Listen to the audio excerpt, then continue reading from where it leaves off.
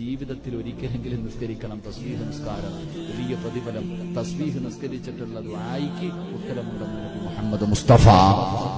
തസ്ബീഹ് നിസ്കരിച്ചിട്ട് അള്ളാന്റെ മുന്നിൽ കൈനീട്ടിയ പടച്ച റബ്ബ് തരും. വേണമെങ്കിൽ ചോദിച്ചു നോക്ക്.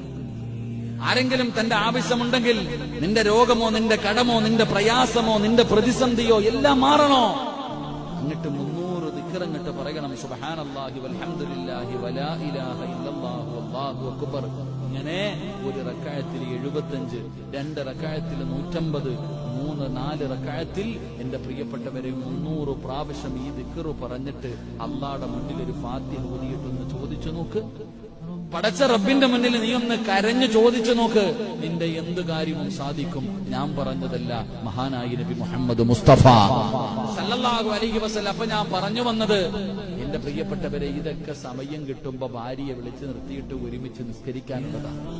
ഈ നിസ്കാരങ്ങളൊക്കെ ഭാര്യയും നീയും കൂടെ നിന്റെ വീടിന്റെ അകത്തൊക്കെ ഒന്ന് നിസ്കരിക്കണം. സുന്നത്ത് നമസ്കാരങ്ങൾ നിന്റെ വീടിന്റെ അകത്ത് നമസ്കരിക്ക്. അവിടെ അല്ലാഹുവിന്റെ റഹ്മത്തിന്റെ മലക്കുകൾ ഇറങ്ങി വരുമെന്ന് ആദരവായ പ്രവാചകൻ നബി മുഹമ്മദ് മുസ്തഫ.